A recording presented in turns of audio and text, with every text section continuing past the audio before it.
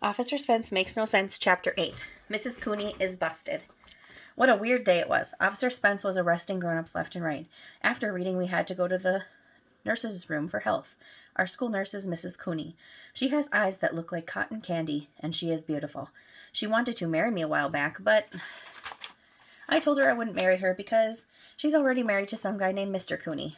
Mrs. Cooney was teaching us about hygiene. That's what you say when you meet somebody named Jean. You should wash your hands every time you use the bathroom, she told us.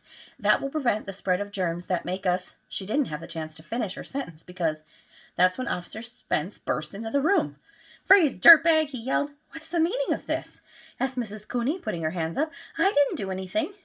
"I want you to open that cabinet over the sink slowly," Officer Spence ordered. "And then back away. No false moves, Cooney." Mrs. Cooney went over and opened the cabinet over the sink, and there were some bandages in there, and some bottles of aspirin. "Aha!" Officer Spence hollered. "Aspirin! Can you get that stuff in a drugstore?" "Well, yes, of course you can," Mrs. Cooney said. "Just as I suspected," Officer Spence shouted. "You're a drug dealer." "What?" "You're handing out drugs to innocent children," Officer Spence yelled as he wheeled in a portable jail cell. "You should be ashamed of yourself. How do you sleep at night?" "I take NyQuil," Miss Cooney said. "Get in the cell, Cooney, and nobody gets hurt." "But I didn't." "You have the right to remain silent," yelled Officer Spence, "so shut up." "No, help, let me go." "Are you going to do a full-scale investigation?" I asked. "There's the scale." "Quiet, you," said Officer Spence. He told us to be on our best behavior while he wheeled Mrs. Cooney's jail cell over to where the other arrested grown-ups were. So as soon as he left the room, me and Michael and Ryan got up and shook our butts at the class.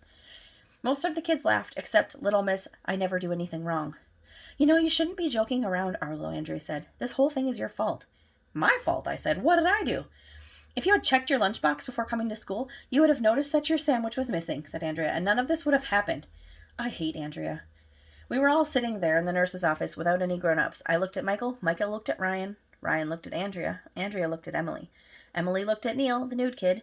We were all looking at each other. "Maybe Officer Spence isn't a real security guard," I said. "Did you ever think of that?" "Yeah," Michael said. "Maybe he kidnapped our real security guard and he has him locked up in a cage, just like he's locking up all the teachers. Stuff like that happens all the time, you know." "Stop trying to scare Emily," said Andrea. Emily looked like she was going to cry as usual. "Officer Spence is crazy," Ryan said. "There's no telling what he'll do next." "He might put us all in jail," said Neil the nude kid. "We've got to do something," Emily said, and then she went running out of the room. "Well, at least we got rid of her. She is such a crybaby." "Emily was right," said Neil. "We've got to do something." "What can we do? Call the police?" asked Andrea. "Officer Spence is the police." Andrea was right for once in her life. There was nothing we could do. That's when I got the greatest idea in the history of the world. On the wall in the nurse's office is a little red box that says "Fire. In case of emergency, break the glass." "Are you thinking what I'm thinking?" I said to the guys. "Yeah," said the guys. "Is this an emergency?" I asked. "Definitely," said the guys.